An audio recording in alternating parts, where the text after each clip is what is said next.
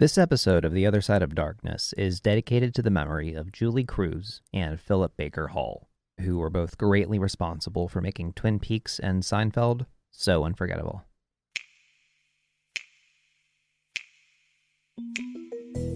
The following episode of The Other Side of Darkness includes staged audio depictions of gun violence, vomiting, explicit language, and sexual themes. Listener discretion is advised. The Other Side of Darkness is brought to you in part by Tweed's Cafe of North Bend, Washington, the real-world site of the Twin Peaks RR. Stop by in person at 137 West North Bend Way for a slice of cherry pie and a damn good cup of coffee, and follow Tweeds on Facebook, Twitter, and Instagram at Tweed's Cafe.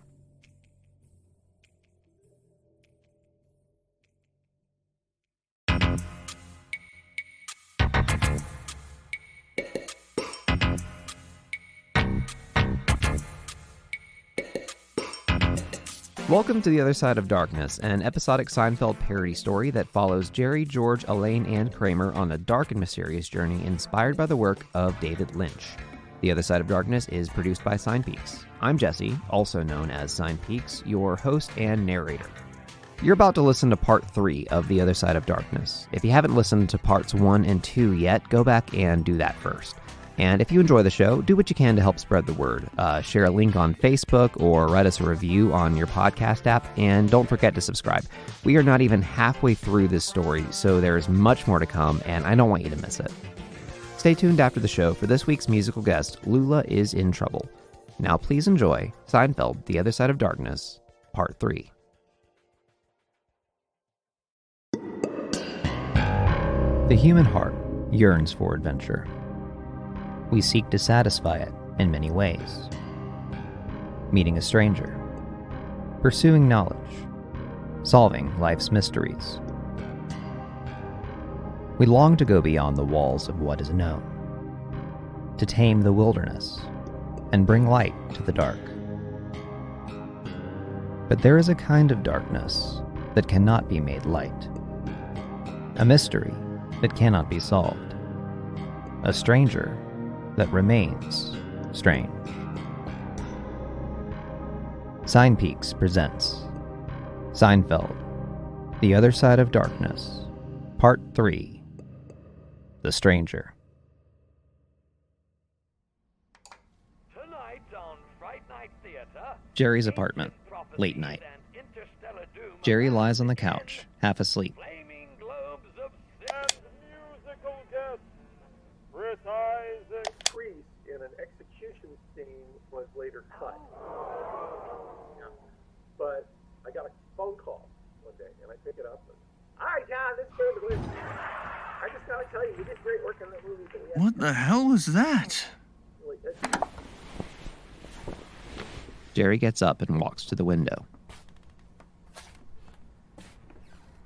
In the street below, a minivan sits crumpled into the rear of a sedan, smoke billowing from the hood. The drivers leap from their vehicles and begin shouting at one another.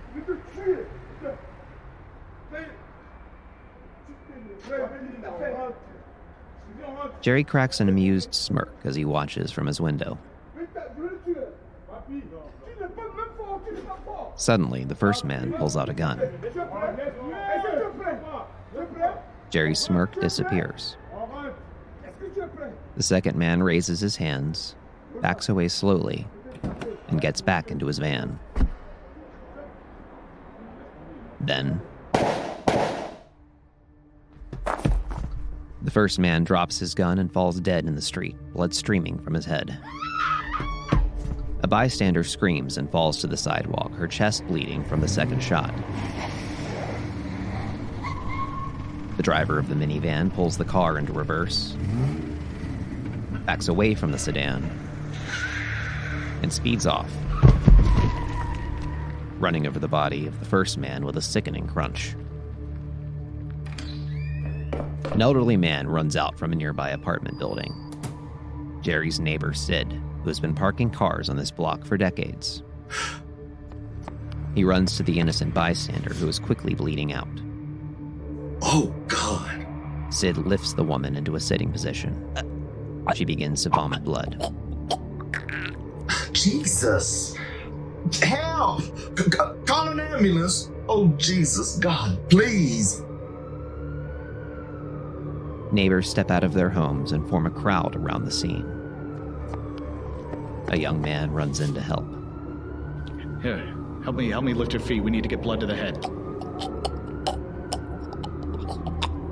Jerry continues to watch from his window. That's a shame.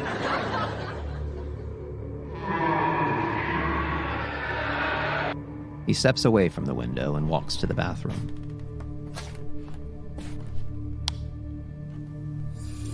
He turns on the tap and splashes his face in the sink. Lifting his head, Jerry looks into the mirror. The reflection is dark and foggy, as if the room were full of smoke. What? Jerry leans in, opening his mouth. He finds that his teeth are made of wood. Jerry reaches into his mouth with both hands, touching his teeth, tugging at them. He's bewildered. He tries to scream, but no sound comes out. Jerry's eyes bulge in terror. He grips a tooth and pulls it. Oh! It comes out in his fingers, wooden on top with a dark green root hanging underneath. What? Jerry looks back to the mirror and sees a man standing behind him. Hello, Jerry. Then, in an instant, the room is silent.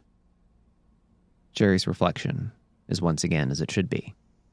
He looks into his hand. Instead of a tooth, he holds something small, round, and dark brown. A junior mint.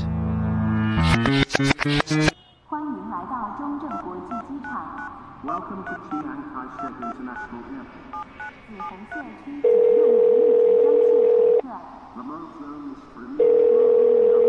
Yes? Mr. Peterman? It's Elaine. I'm in Taiwan. How do I get to the factory from here? You didn't give me an address or anything. Elaine, you're the brightest, most resourceful person I know. I have no doubt you'll find your way with no trouble at all. You don't know where the factory is, do you? Haven't the faintest clue. Great. Do you have a phone number? A letter from the union? Anything? You know, it occurs to me now that our scarf manufacturer may be based in Thailand, not Taiwan. Ha! What a lark. Elaine, you have my deepest apologies.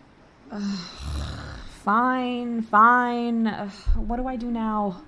I can have my assistant book you a flight to Bangkok, but it won't be for a few days.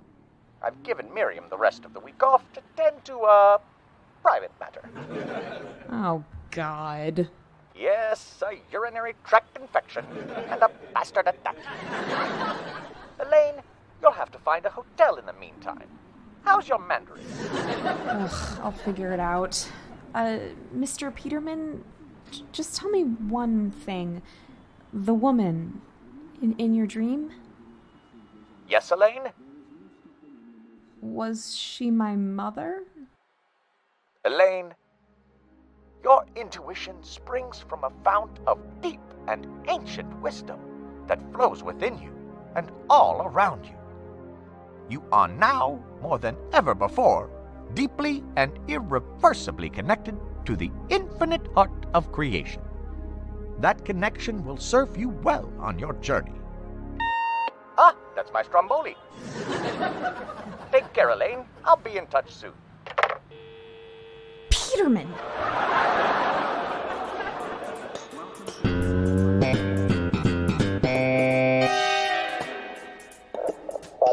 Arrival 245. 1233. Jerry and George sit on the couch in George's apartment, watching as a police officer attempts to pry a tape from George's destroyed VCR. Another cop inspects the window. Kramer hovers over his shoulder, watching and taking notes. Oh, that's interesting. Can I help you? Don't mind me. I'm just taking it all in, learning the trade. Forensics, procedure, and so forth. You a private investigator? Oh, just an enthusiast. Jerry, can you believe this? I got a stalker. What are you, excited about this? It's kind of flattering. Somebody wants to kill you. You must be doing something worth noticing. Yeah, Hey, what happened to that therapist you were going to? She gave up. That's too bad. Mr. Costanza? Yes? We've checked the doors and windows, and there's no sign of forced entry. Now, the VCR's jammed and the tape's ruined, so there's no way to recover what was on it. Can you walk us through what you saw? Kramer stands next to the officers and flips open his notepad, clicking his pen. Yeah, well, it started off with the pilot that we made for NBC. Jerry. Yeah, you saw it? Yeah. What'd you think? It was all right. Butler thing was kind of contrived. So what happened next? Well, then there were all these recordings of me at the diner, on the beach, at work, and then they were in my apartment recording me from my kitchen. This apartment? No, my old place. This would have been about 5 or 6 years ago. What were you doing? I was reading? We've been through this whole apartment. There's not a single book in here. What were you reading? It was a library book. It's unimportant. The point is, someone violated the sanctity of my private property with malevolent, possibly murderous intentions. So, what happens next? Protective custody? You get a squad car outside the building? What is it? We'll take the VCR to the lab, see if they can get the tape out. They might be able to get some prints off the cassette. But there is one other possibility. What's that? That you made it all up? What? That is insane! You think I am so desperate for attention that I would go to such great lengths, create an elaborate hoax, all just to glorify my ego and mask some deep-seated insecurities? Based on this interaction, yeah, I'd say that's something you'd do. Kramer follows the officers out the door. You stay here. Be on the lookout. 10-4.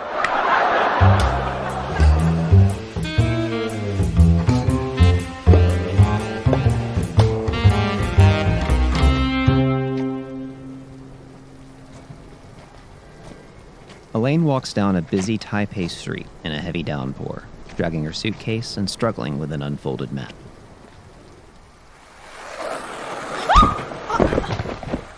A passing skateboarder bumps her shoulder, sending her suitcase flying into the street and her purse spilling onto the sidewalk.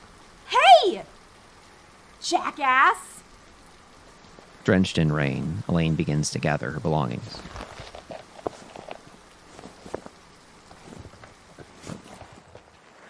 After a moment, she no longer feels the rain on her back. Looking up, Elaine sees a young businesswoman shielding her with an umbrella. Here, let me help you. That was so rude. Oh, thank you. The woman helps collect Elaine's things and hands her back her purse. I was so busy with this stupid map, I didn't even see him. I don't even know where I'm going. That's the best way to get someplace you've never been. Huh. Yeah, I guess it is. Where are you staying? The Hilbert Hotel. Hey, me too. I'll give you a ride. A black limousine pulls up to the curb and parks. Ever been in a limo? Twice. Once with Nazis.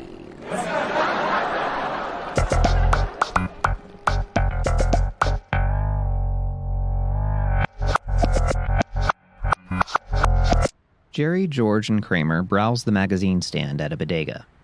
The nerve of that cop! But you gotta admit, that is something you do. Yeah, but they don't know that. They just met me. You've got 30 years of lying and cheating to consider. You can't make that call after half an hour. Well, you make a powerful first impression. Kramer flips through a People magazine. Since when does Jon Stewart host The Daily Show? He took over back in January. What happened to Craig Kilborn? He does the late show now. No, that's Tom Snyder. Tom Snyder retired. Where was I during all this? Prison. Boy, you miss a lot on the inside. Oh, Jerry, how was Coen? What? You were on late night last night, right? No, that's tonight. Hey, buddy, that was a great set last night. Guys, I wasn't on last night. Yeah, you were. You had that bit about Ed Gein, the butcher of Plainview. It was brilliant. A little dark. The audience didn't get it. Coen seemed uncomfortable, but hey, that's where comedy's going. I don't remember any of this. Wait, what's today? The 3rd. The 3rd? Wait a minute. Don't you see what's going on here? It's that damn evil flower! Kramer, it's not the flower. Oh, yeah! Look at you! Missing chunks of your memory, telling sick, twisted jokes about serial killers on late-night television? It's that pod, Jerry! It's controlling you! You're a pod person! I am not a pod person! Oh, you're a pod person, all right. Sure, it starts with a few blackouts, forgetting names and faces. Next thing you know, you're sprouting leaves out of your eye sockets and thirsting for human flesh! I mean, this is just like Swamp Thing. That's actually nothing like Swamp Thing. The thing. Not really. Oh, Invasion of the Body Snatchers. Yeah, Invasion of the Body Snatchers. That's a classic. Jerry turns to pay for a newspaper. Oh, Kramer, how's the Bob Sacamano thing going? Well, I've got a few theories. Found out he's working at Champagne Video. I'm gonna go see if they know anything. Maybe go with you. I want to get a refund for that rental. Refund? Yeah, I never even got to watch the movie. George, you're being targeted by a psychopath. You think this is the best use of your time? Jerry, whoever made that tape invaded my private life, broke into my home, and destroyed my VCR. Now they can intimidate me, stalk me, threaten my life. But I'll be damned if they take my money too!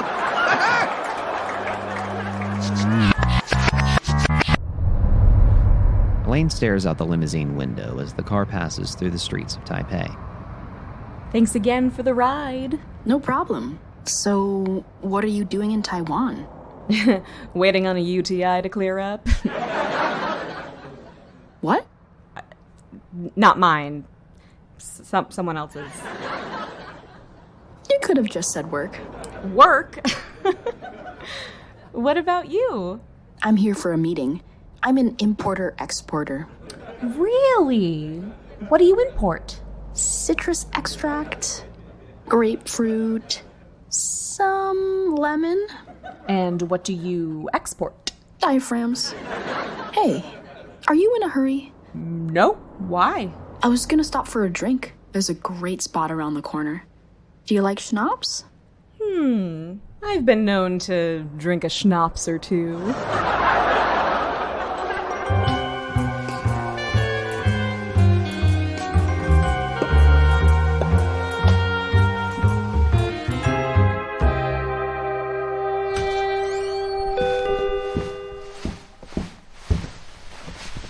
Wait a second, George. When did you rent that tape? Monday. Bob would have been working. Let me do the talking. Hi, can I help you? Are you the owner of this establishment? Assistant manager, is something wrong? I'll ask the questions around here, kid. Kramer pulls a photo of George out of his jacket.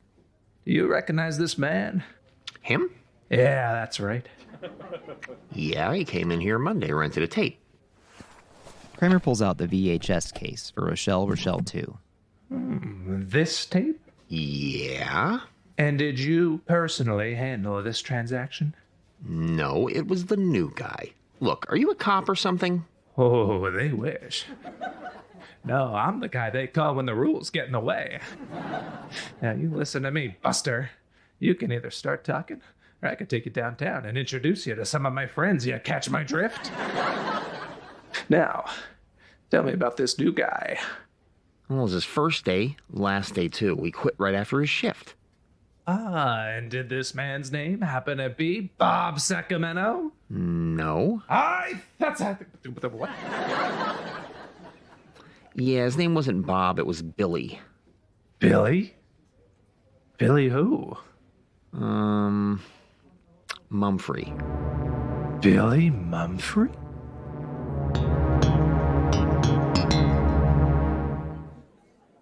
Jerry sits alone in the booth at Monk's. He sees the store manager, Larry, wiping down a nearby table. Hey, Larry. Yeah? Jerry motions toward the unseen far side of the coffee shop. Tell me something. What's up with the lighting on that side of the restaurant? Has it always been that dark? Yeah. Electrical problem. What, bad wiring? No, wiring's fine. Bad bulbs? Fine bulbs. Bad breaker? You an electrician? No, just curious. Well, unless you have any further questions about our wiring, plumbing, or air conditioning, I'm gonna get back to work. No, that's all, thanks. Larry rolls his eyes and walks away. Jerry continues to stare at the far side of the restaurant.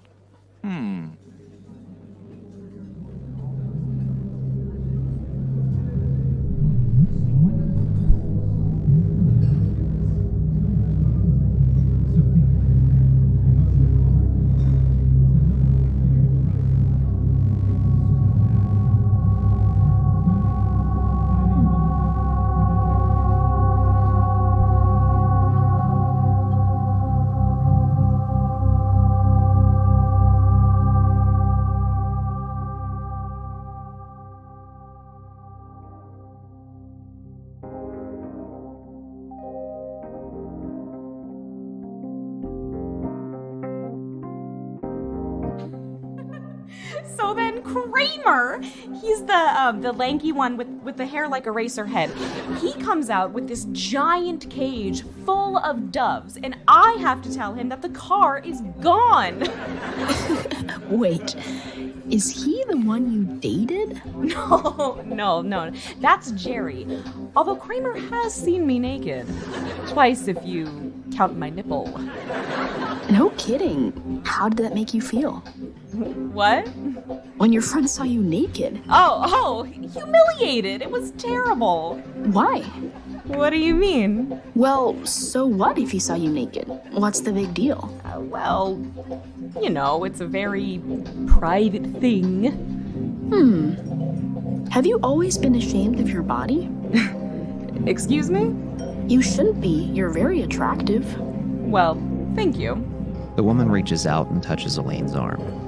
You're welcome, Elaine. Elaine smiles and takes a drink.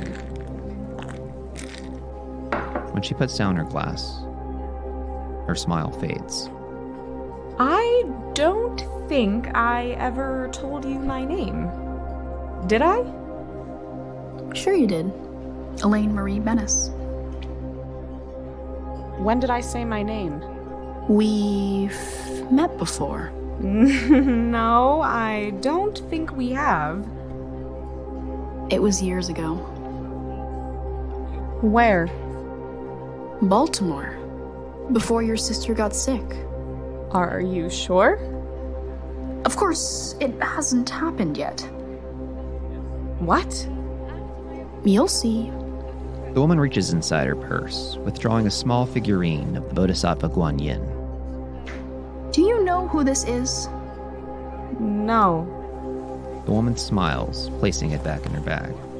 Are you happy? What? With your job, your relationships, I mean, are you satisfied? When you have sex, do you come or do you fake it? That's none of your business. Oh, it's worse than I thought. You're shut tight, like a frightened turtle. Must be dark in there. Elaine takes one last swig of her schnapps and stands up. I think we're done here. She swings her bag over her shoulder and walks away. Mary says hello. Elaine freezes. What the fuck did you just say? The woman smiles calmly, saying nothing. Elaine raises a trembling finger as she backs away slowly. You're sick, and you need to stay the fuck away from me. The woman watches as Elaine storms out of the bar and disappears into the street.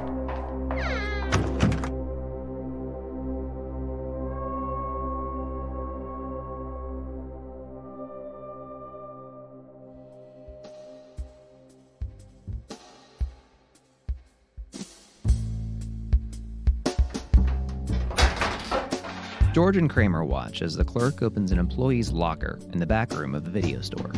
Honestly, I'm not surprised you're after this guy. He was weird as hell. How so? Well, he creeped all of us out. He'd just stare at you and not say anything. And then when he did talk, it was in like riddles or something. The clerk removes a number of items from the locker and places them in a box. He left his crap here when he quit. I was just gonna dump it. You want it for evidence or something? We'll take it from here, kid. George, grab that box for me, will ya? Wait, Kramer, the refund! I need my money back for that rental. What? Your tape destroyed my VCR. Wait, the tape's destroyed? Hell no. If anything, you owe me money. No! Hey, shut up, the both of you! Look at you, bickering over money while there are lives at stake. Now I put my ass on the line every day in this city for punks like you, and this is the thanks I get? Oh, yeah. Come on, George, let's get the hell out of here. Kramer throws open the door and exits with George close behind. The door swings back and hits George, who falls over, sending the contents of the box spilling onto the sidewalk. Oh, whoa, George. You okay? Yeah. Here, let me help you out. You gotta be more careful, buddy. Thanks. Here, let me put this stuff back in the box. Wait a second. Is this... It can't be. What is that? I think this is my hat. It's a Russian hat. I bought it a couple years ago. Thought I'd lost it. How'd it wind up here? And look at this pen. Isn't this Jerry's? Yeah. That's his astronaut pen. And this drawing, this is Elaine's. This is her New Yorker cartoon. Look at all this stuff. Oh my God. What? Kramer? Look at this license plate.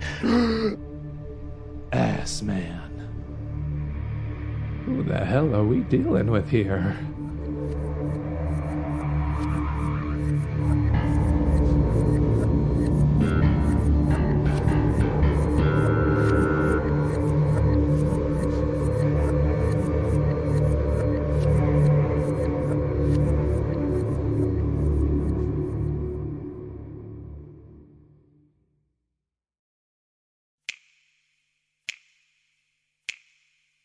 This week's musical guest is Lula Is In Trouble, an Italy-based visual artist and dark lullabies composer.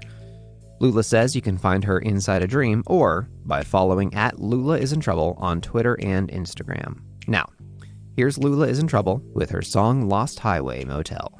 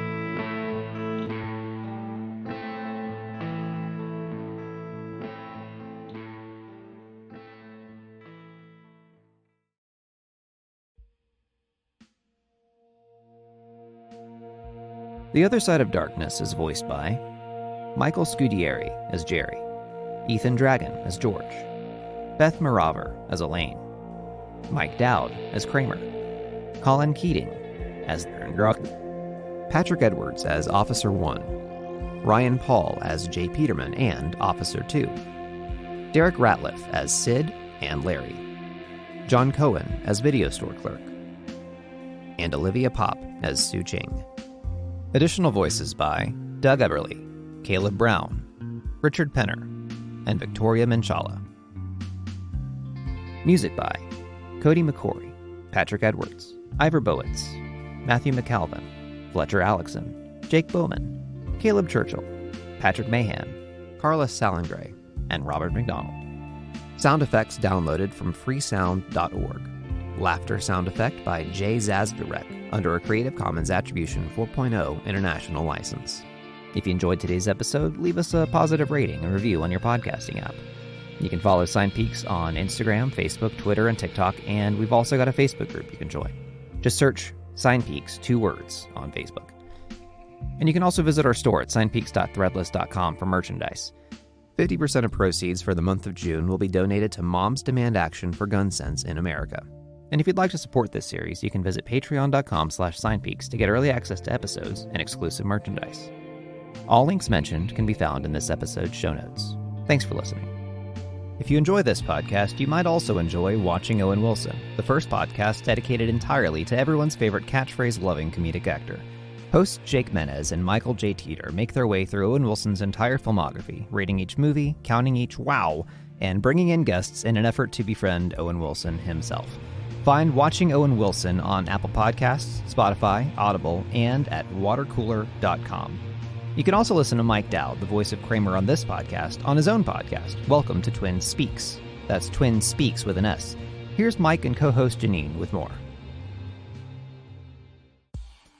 Hi, I'm Mike. And hello, I'm Janine. And this is Welcome to Twin Speaks. We are a bi-weekly podcast exploring the weird and wonderful world of David Lynch's master hit TV series, Twin Peaks. We will be going episode by episode really discussing the legacy of Twin Peaks that it's left for television and pop culture that maybe you've never heard before. And if you're someone like me who's actually seeing it for the very first time, I welcome you to dive in with me with no spoilers as we go along, and I avoid all the Google researching in what's to come with fresh eyes and fresh ears and bask in the wonderfully weird.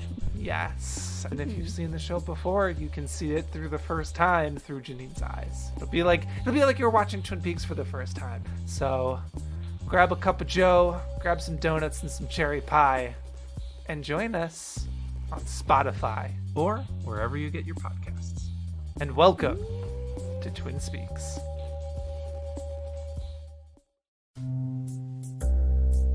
The Other Side of Darkness is written, performed, and produced strictly as a work of parody. The Other Side of Darkness is not endorsed by Castle Rock Entertainment, Sony Pictures, NBC, Warner Brothers Records, Rhino Records, Lynch Frost Productions, Twin Peaks Productions, CBS, or Showtime. This podcast is intended for entertainment and informational purposes only. Seinfeld, the Seinfeld logo, and all Seinfeld characters, story elements, and intellectual property are registered trademarks and/or copyrights of their respective trademark and/or copyright holders. The makers of The Other Side of Darkness make no claims, directly or indirectly, of ownership to any elements held by these trademark and/or copyright holders, other than original characters, story elements, and other intellectual properties created specifically by the makers of this podcast. Musical elements referencing themes and motifs from the original theme music to Seinfeld and Twin Peaks are created expressly as works of parody and do not imply claims to ownership of said music.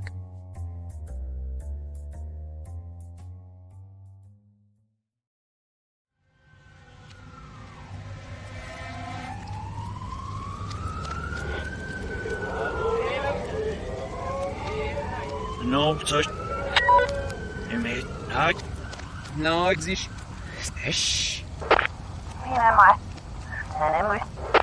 Sparkle, no jest nisu.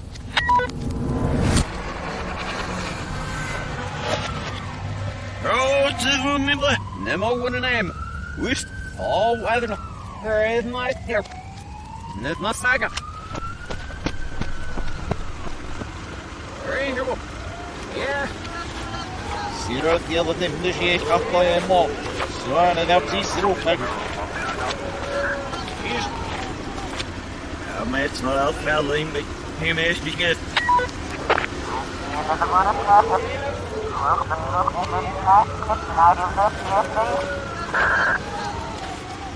Zo, ze ziet.